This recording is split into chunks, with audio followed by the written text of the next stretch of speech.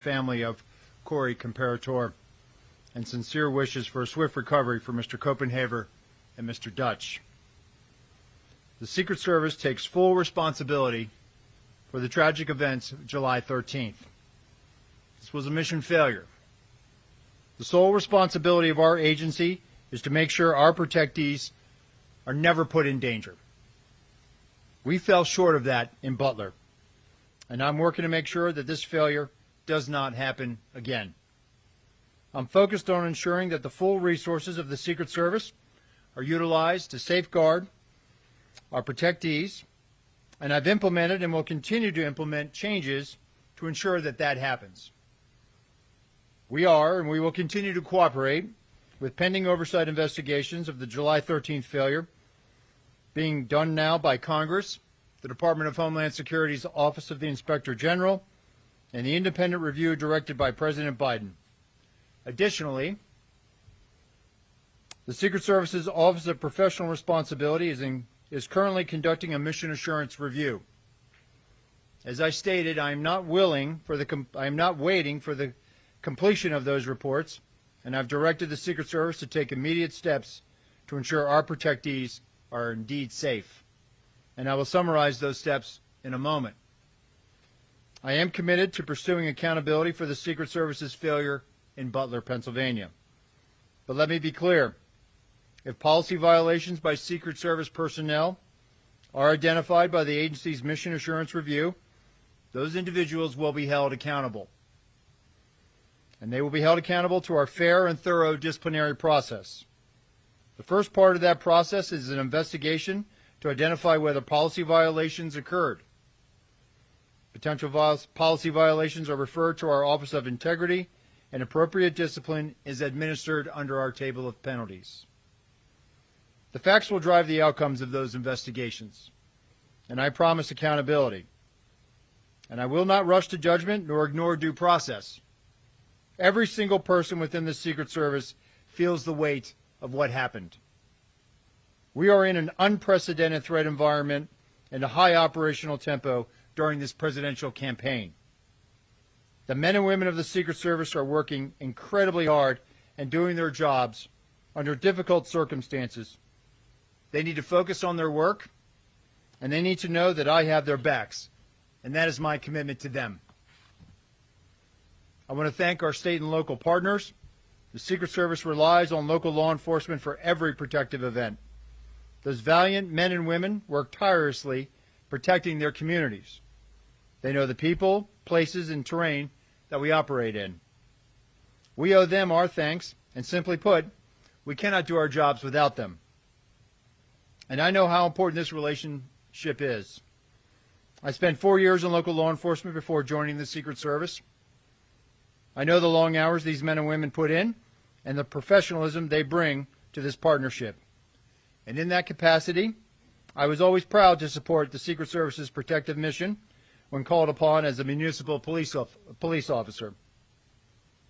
In no way should any state or local agency supporting us in Butler on July 13th be held responsible for a Secret Service failure.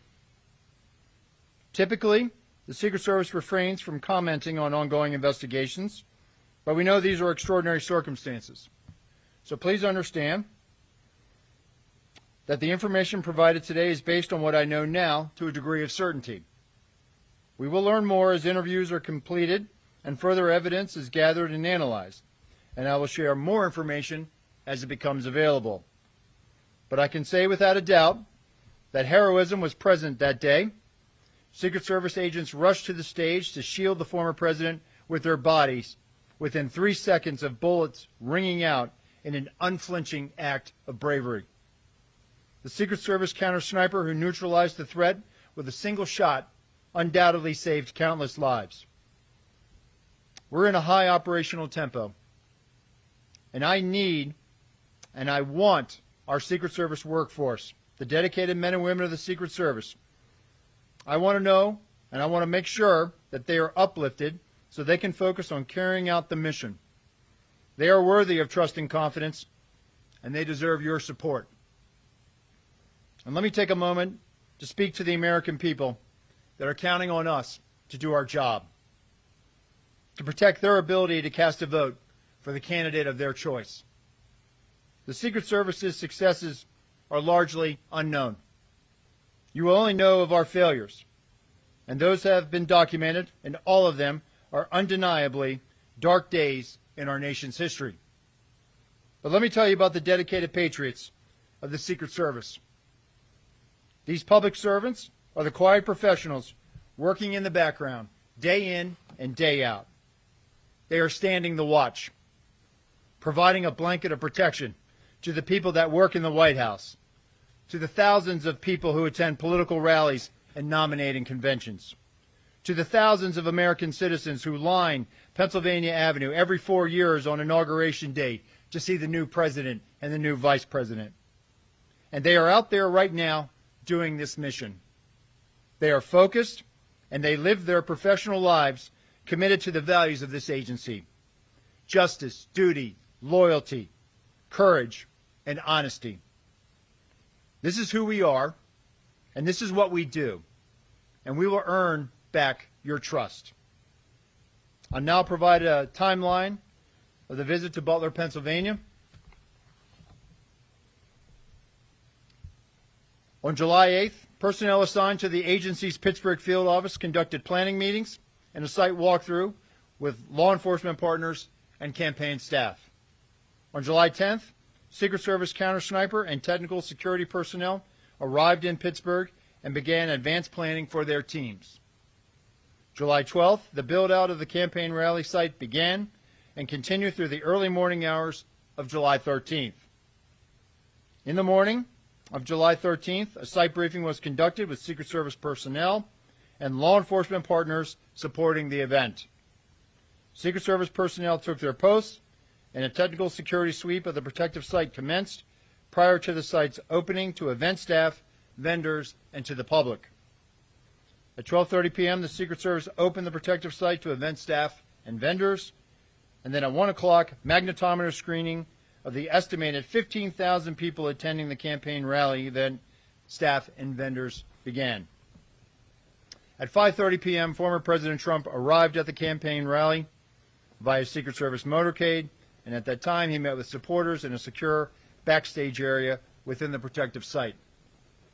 At 5:45 p.m., a local Butler County Emergency Services Unit counter-sniper team member texted the Secret Service counter-sniper team leader about a suspicious person and sent 2 photos of the individual, later identified as the assailant.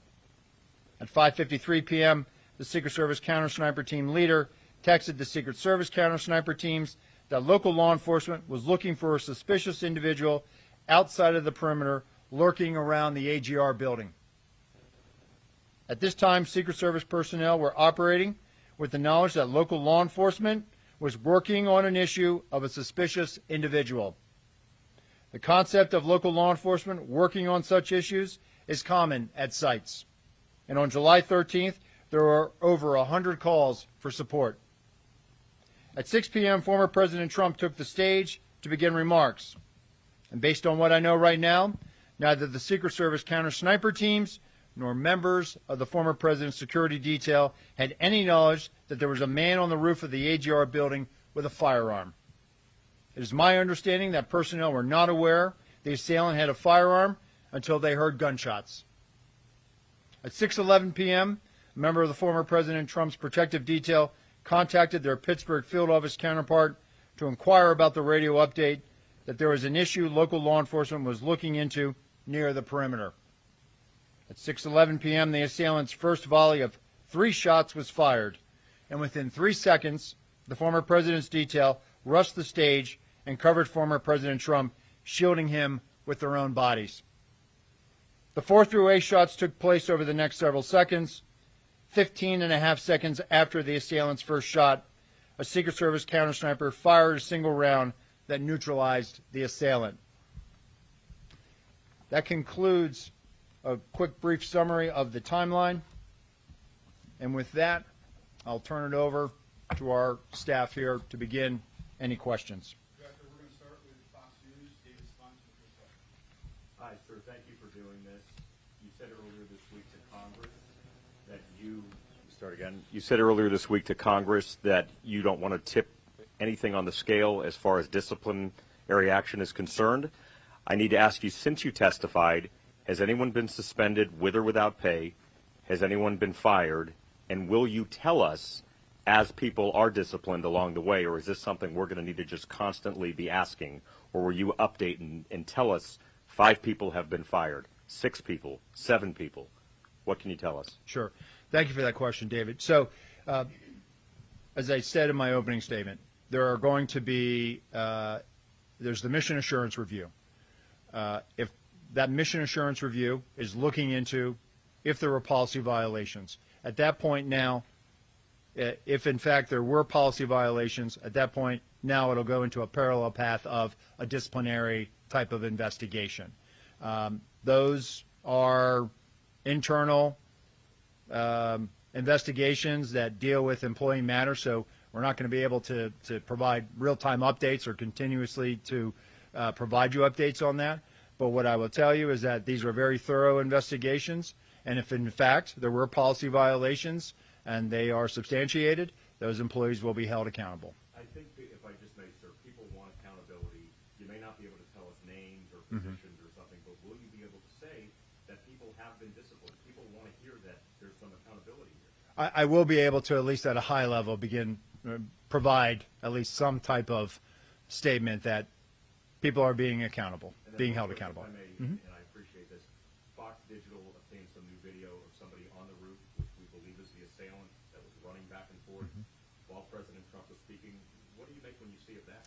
How does that go with this timeline here? Yeah, so it affirms to me, and again, and you heard this from the FBI, and they're still conducting interviews and looking at this. It even just affirms to me that this was a failure. We should have had better protection for the protectee. We should have had better coverage on that roof line. We should have had at least some other set of eyes from the Secret Service point of view covering that. That building was very close to that outer perimeter, and we should have had more of a presence.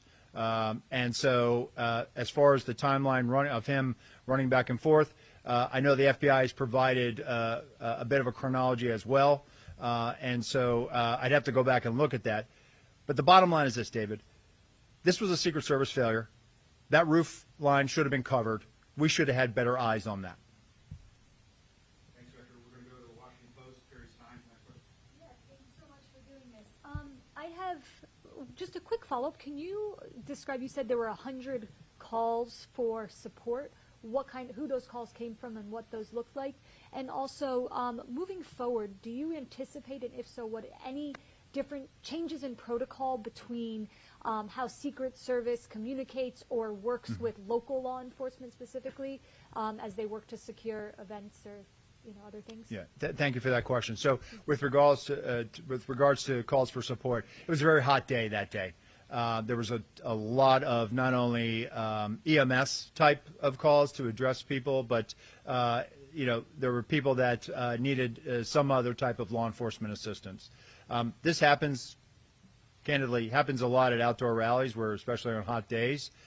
So there was a lot of traffic, radio traffic on the local net about, hey, I need EMT here. So there was a lot of people that were needing assistance. With respect to the interoperability, so one of the things that I've directed is I've commissioned a task force. And that task force is going to be leveraging the resources of the Department of Homeland Security. It'll be co-chaired in all likelihood by someone from the Secret Service and someone from CISA. And I think we're also going to bring in some state and local law enforcement. The interoperability challenge, it's not an easy fix. It's not as simple as just trying to figure out the local frequency of the agency you're working with and then piping that into your radio network. It requires a substantial technical fix. In the meantime, before we can get to that, what I need to have is I need to make sure that our folks, when they're out there, we use a counterpart system. On the day in Butler, we had a Pennsylvania State Trooper in our security room. They also had a unified command post that had some of the other agencies that were on site that day. It is plainly obvious to me that we didn't have access to certain information, not by anybody's fault. It just so happened that there was a sense of urgency that there might have been radio traffic that we missed. We have to do a better job of that. So moving forward, in addition to this task force that we'll provide more information on next week as we begin to stand that up, I've also directed all of our SACs, our special agents in charge of field offices across the country, to reevaluate where we put our security rooms. If a state or local sets up a unified command post, maybe we need to be in that room as well, as opposed to just being in another room and relying on that counterpart system. It was so apparent to me that in this incident, in the final 30 seconds, which has been the focus of what happened before the assailant opened fire, there was clearly radio transmissions that may have happened on that local radio net that we did not have. And so we have to do a better job of co-locating, leveraging that counterpart system, and this is going to drive our operations going forward.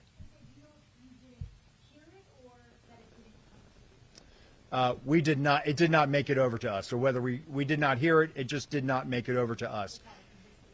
It did not make it to us. And I go back to my opening statement where the members of the detail, they did not, all they knew that the issue, that the locals were working an issue at the president's 3 o'clock, which would have been off to his right, which is where the shot came from. Next, we're going to go to Rebecca Santana with the Associated Press. Just to follow quickly on that question of the 100, to clarify on the 100 calls that you got roughly that day, I understand a lot of them were heat related. How many specifically were suspicious people? Was this the only call, the eventual shooter, that was a suspicious character? And then also can you clarify, did you guys have a drone on site? Did you try to use it? And if not, why did you not use the locals' offer of a drone? Sure. So as I understand it now, based on the information I have, there were other calls of suspicious individuals. And your other question was about drones? About the Drones. drone. You had Yeah. a drone on site that was a Secret Service drone, and what was the reason you couldn't Sure. use it? And then also there was this offer from the locals of somebody had a drone. Right. Why was that? So we did not have a drone on site. We did not put a drone up. Based on the information I have right now, I am aware that there was a request from a local agency to offer to fly a drone on that day. And that is also part of the mission assurance review that I've asked to get some better insight in. One of the other changes that I implemented when I became the acting director is we are now going to leverage the use of unmanned aerial systems at sites now. So we are putting those assets out, and we should have had better line of sight on some of those high ground concerns. We thought we might have had it covered with the human eye. But clearly, we are going to change our approach now, and we are going to leverage technology and put those unmanned aerial systems up.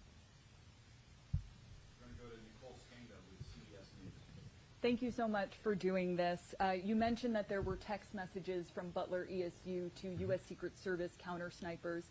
I'm curious if that is routine. There were 2 communication channels at the Butler rally, and you referenced earlier this week it appears that information was stuck or siloed at the state and local channel. What was the plan to relay information from locals to the Secret Service initially? What is the protocol? And I just have one follow-up. Sure. So, Nicole, we use that counterpart system, right? And so the teams, especially on the tactical side, when it comes to the tactical, our counter-assault team, they actually had an embed with them from the local TAC team. And they had that radio net as well with Pennsylvania State Police. With respect to the counter snipers, they were using cellular or telephone text communications. At this point, moving forward, what I have directed now is that everybody should be using the radio net. And if we don't have the ability to pipe in or leverage that counterpart system, that's one of the things that we're looking at now. We should be able to have direct comms with the people that are supporting us, and that's moving forward. That's what I have directed. So just to clarify, U.S. Secret Service counter snipers did not have radio communications.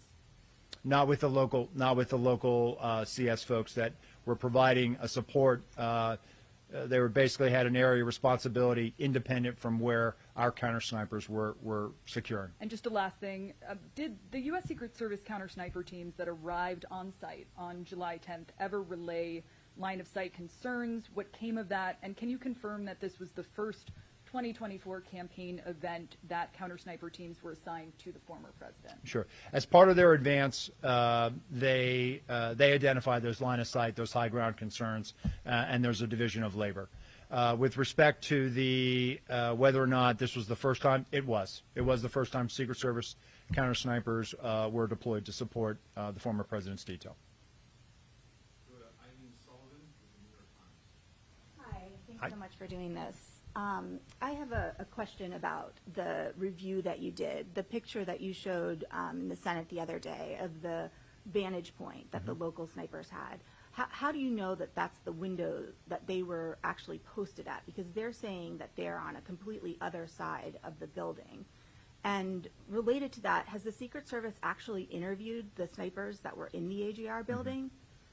So thank you for that. So once the FBI had released the Butler Farm Show site, we were able to take custody of it, and we sent the full resources of our Office of Investigations, which included the Forensic Services Division. We did a full site reconstruction, and this is part of our ongoing mission assurance review. And as part of that, that also included the plotting and also trying to identify where not only our personnel were, but also where state and local law enforcement were. And then the second part of your question was? Well, so, I mean, how did you identify where they were? And have you interviewed the local snipers? So the mission assurance, we're starting with our federal personnel and working out. We will get, if they're willing to be interviewed, we will ask for the local law enforcement on site to be interviewed that day. How we went back and reconstructed that was based on what we had based on the ops plan, and then also based on what our own folks, as they understood it on the day of. Well, but I mean, you talked a lot about how you may not have been as specific as you need to be. So how do you know that they were in that window, that if they looked left, they could have seen something? Because Yeah. they're saying there's no way they couldn't see any of the roofs from where they were posted at the other side. So I think what we'll do is we'll let the mission assurance play that out, and we'll look forward to interviewing them and definitely getting their side of the story. But what I also want to reiterate is this was a Secret Service failure, and so they should not be blamed. We're not trying to shift blame to anybody, and that's the important takeaway, that we need our state and local partners out there doing this with us every day. Thanks, Victor. We're going to go to Peter Thomas at ABC News. Director, thank you for taking the time. Just a couple questions, if you could walk us through some things to help us better understand.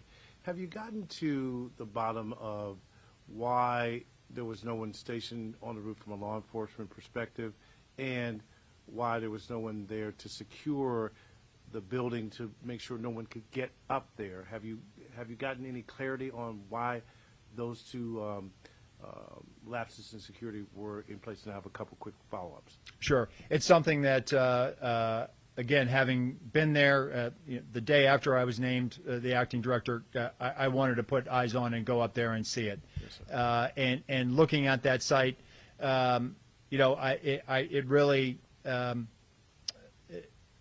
seeing how close that site was to the stage, seeing where it was, it definitely raised a lot of questions in my mind that there should have been physical presence, if not on the roof, that there should have been better security to prevent anyone from getting up on that roof. So moving forward, I've directed our Office of Protective Operations and our Special Operations Division now that when we are up operational and we have counter snipers out there, that we're working with locals, and that they in fact will also be out present. At the very least, the presence of a law enforcement officer can deter a lot of bad activity. Having been a local police officer, I will never know how many crimes I prevented just by being there, just by walking the street and being out there. And so moving forward, one of the things that we want to do is we want to deter people from even thinking about trying to do something like this again. And the only way we can do that is leveraging not only the resources that we have, but the resources of our state and locals, and putting them out there in an overt presence. Two very quick follow-ups. You talked at length at the hearing the other day about the system that did not operate that could detect drones. Can you describe a little bit of how that works? Does that go in the sky itself to detect the drones, and then finally, the interoperability issue. I'm clear in terms of that Secret Service radios were not communicating with the locals, but you had people in the command post, right, who in theory could hear and know some basics of what was going on. Is that am I understanding that correctly? So with respect to the counter UAS, Pierre, I don't want to get into too much sensitive information, but what I can tell you is it allows that asset allows the geolocation to be able to plot where a drone is within a certain distance of how we set up. So think of it as like geofencing, and then being able to pinpoint and detect where that is. And with respect to the agency that was, we had Pennsylvania State Police, but it appears that there was really a big sense of urgency going on, and the state and locals were doing everything they possibly could to try to find the assailant. He had already come to their attention. They were actively trying to find him, and I believe everyone was doing their level best to try to locate him. But there could have been other agencies that were putting out radio transmissions, and this is something that we'll work with the FBI to get further on. But those radio transmissions might have just been back to the unified command post and maybe not have made it over the Pennsylvania State Police here. But that's something that we're going to look into, and definitely something that we are moving forward. We definitely want to remedy this going forward. But your Secret Service personnel in the command post had some sense that something was going on based on what they were being told about the radio traffic. Yes, that they were working an issue at the 3 o'clock of the stage. We'll go to Andrew Goodsworth with Group Reuters.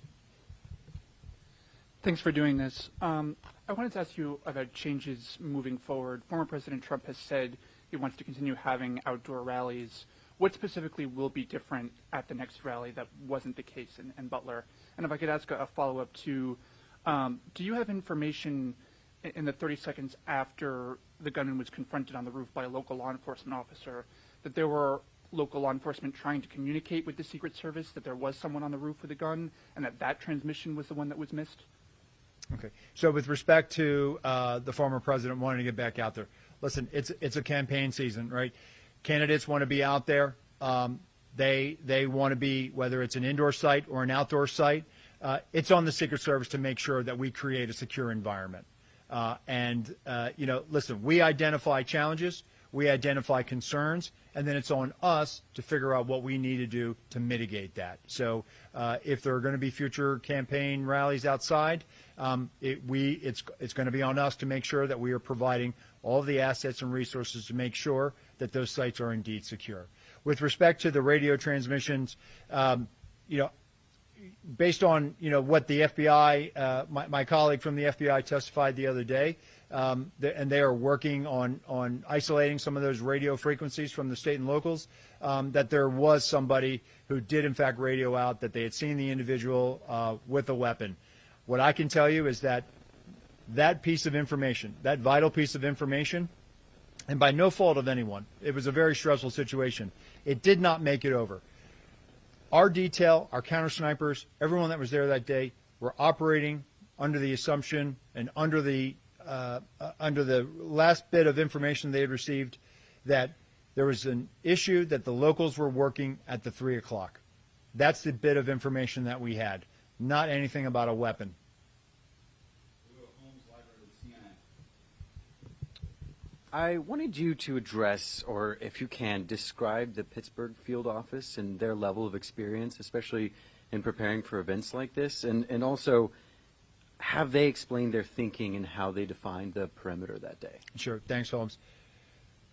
Our Pittsburgh field office, I don't think there's anybody in the Secret Service who is feeling this more than the men and women of our Pittsburgh field office. And I've met with them. And they are down right now. And so when I've met with them the other day, it was very difficult. It's difficult for them. They feel like they let their colleagues down. They feel like they let the country down. And they are wearing this, and it's open. You can see it. It's an open wound that they are carrying. They are a very experienced office. And what I will say is they are cooperating with the mission assurance. They understand the gravity of this situation. And they are definitely down right now. Now, if I can, one follow-up. You testified about one of the Secret Service failures was an assumption that day. I'm curious how the Secret Service can even make assumptions regarding protection, because it seems antithetical to the entire protection mission. Yeah. So when I said it's a failure to challenge our assumptions, meaning the assumption that, hey, that's going to be addressed or that's going to be covered by state and local. So earlier this week, I convened a call with all of our special agents in charge of all of our field offices, and I expressed to them, listen, we need our state and local counterparts, but we also have to be very direct, very clear about what our expectations are about what we need from them. Whether it's a particular asset, whether it's particular numbers of personnel, we need to be very clear so that they have an understanding of exactly what we need from them. That's on us. We need to be better communicators and articulate exactly what we need to mitigate any challenges, concerns, or anything that we identify during that advanced process. And so I have full confidence in our SACs in the field. I have full confidence in our state and local counterparts that moving forward now, we're not going to have this assumption that, oh, we think that they have it. No, we're going to work together. We're going to have good, hard, fierce conversations about what we're going to do, and then we're going to go out there and we're going to make all of these venues secure moving forward. We'll go to Ryan Barber with the Wall Street Journal. Thank you, Acting Director.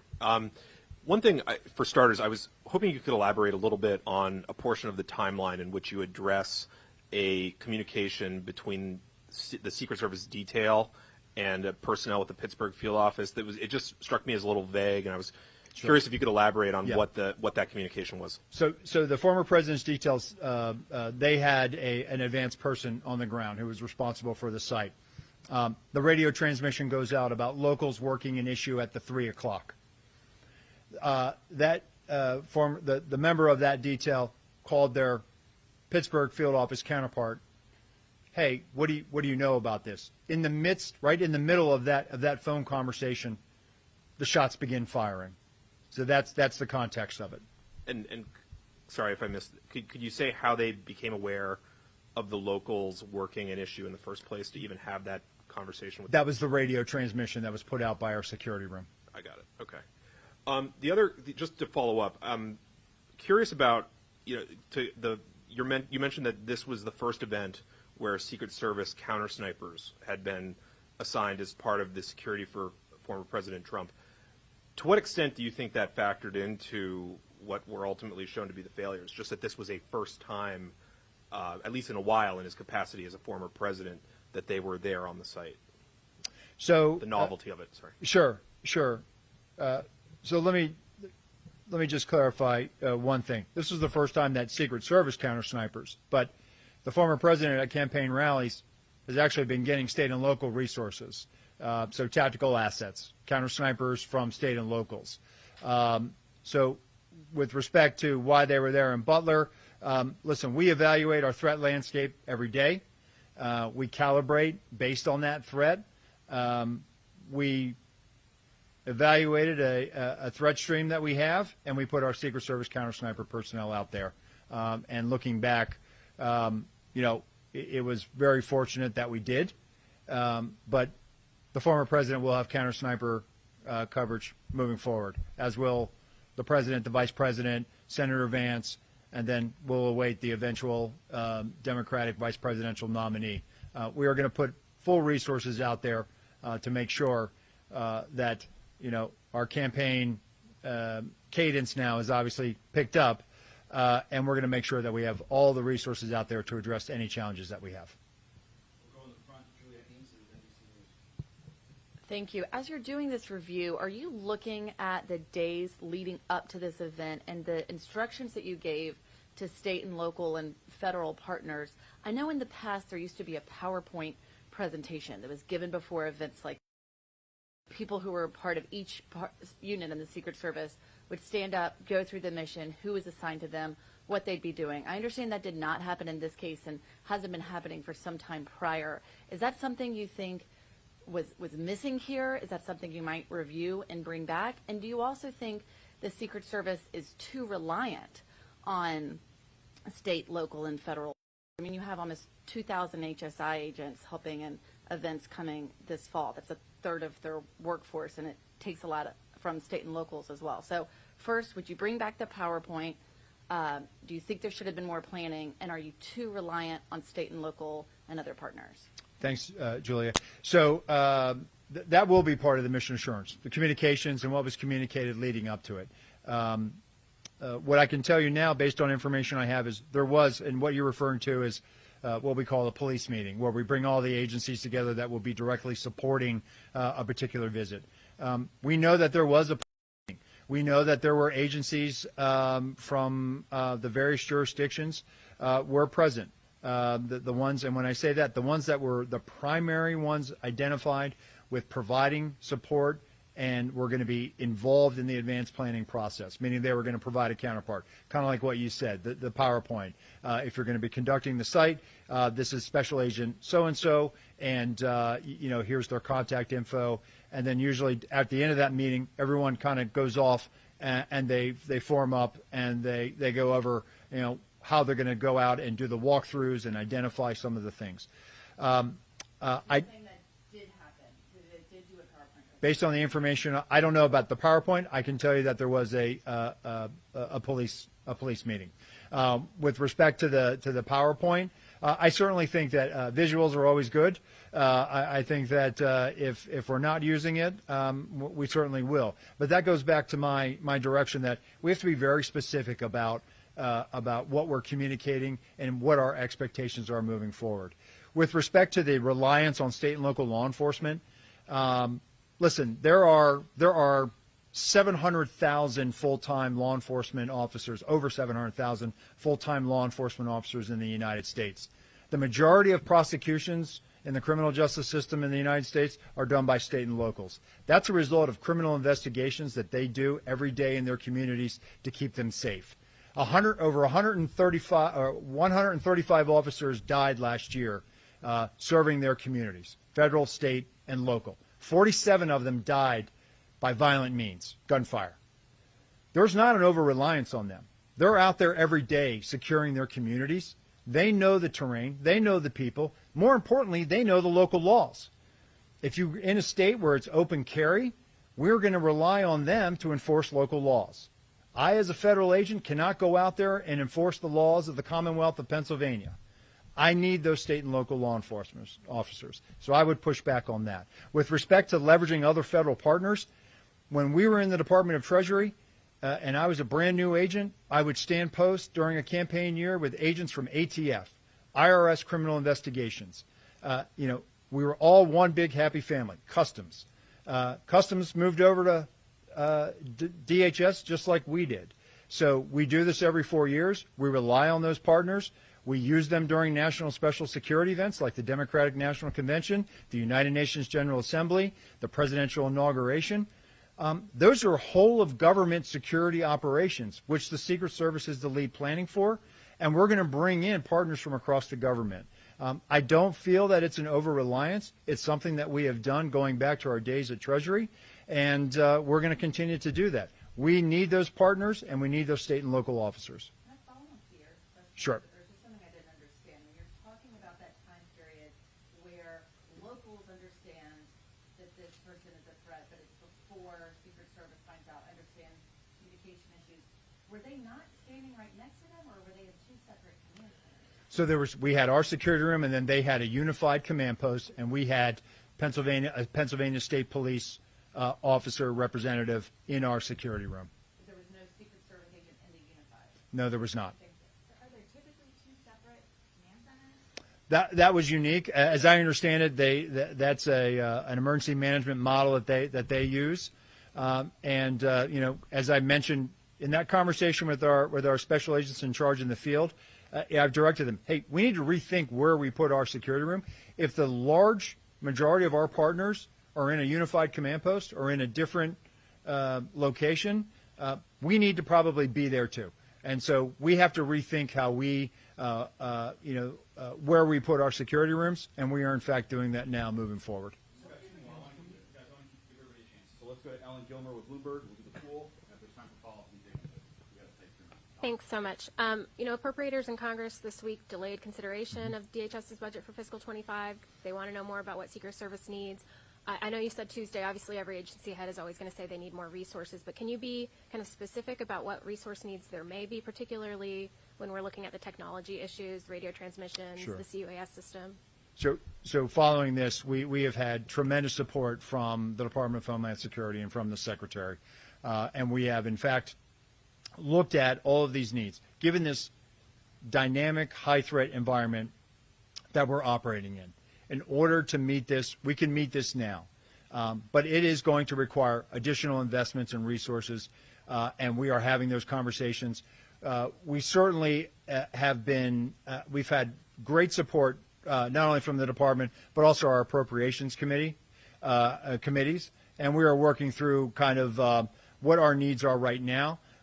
We will have future conversations about this, and we are appreciative that everyone is really coming together to make sure that we have what we need to meet this high threat. And some senators have started to bring up that old chestnut of should Secret Service be in DHS. Is that a conversation that you think is productive at this time? Listen, that's not for me to weigh in on, but what I will tell you is, there's also a lot of discussion about why should the Secret Service do criminal investigations. And what I will say is this. We were founded in 1865 as an investigative entity. It's in our DNA. I firmly believe that the best protection agents learn those skills being criminal investigators. You learn how to interact with people. You learn organizational skills. You learn to be analytical. Those are all traits that you need to have when you're on a detail. Moreover, if you look at where we are today, buildings, communities, everything is interconnected. And so we have a particular expertise in cyber and in cybercrime and critical systems protection.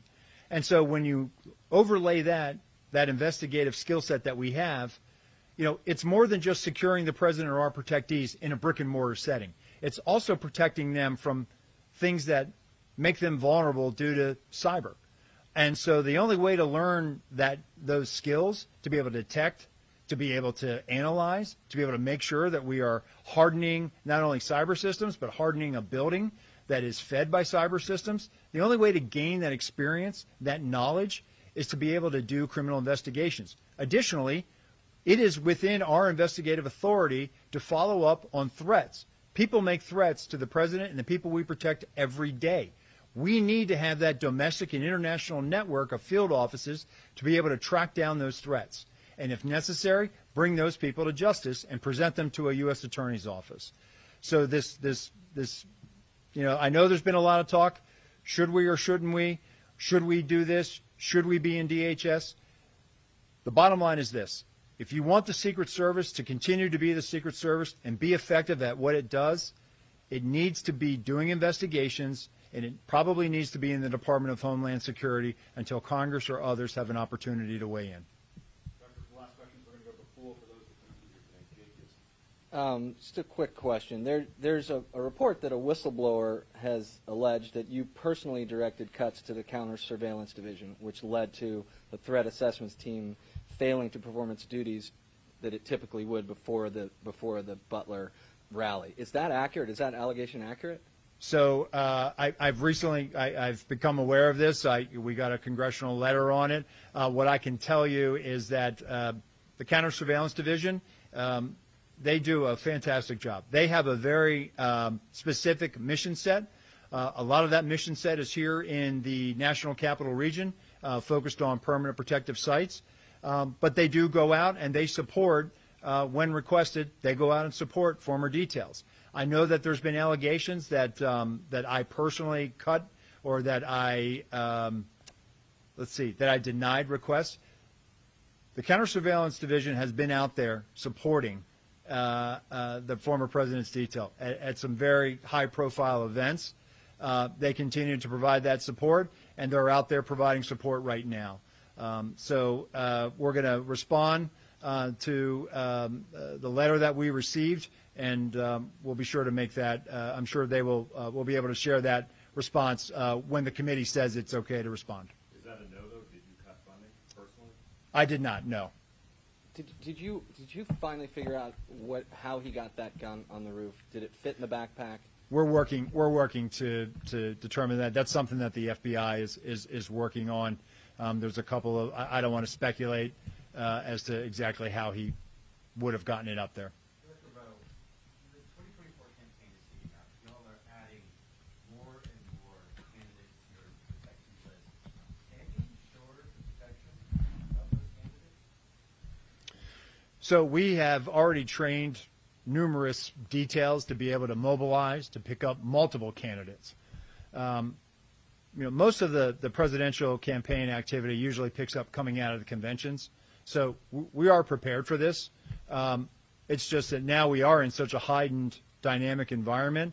We're actually making sure that we are probably putting everything we can to make sure that we don't have a mission failure. It is incumbent upon everyone in the Secret Service. We all understand the gravity of this situation, and we are rising to meet this moment. And we are certainly, as we go into the Democratic National Convention, as we await picking up another candidate with the eventual naming of a vice presidential nominee from the Democratic side, we are going to staff that, and we're going to make sure that we have all the resources and assets necessary to provide that level of protection. Director, thank you. Thank you, everyone.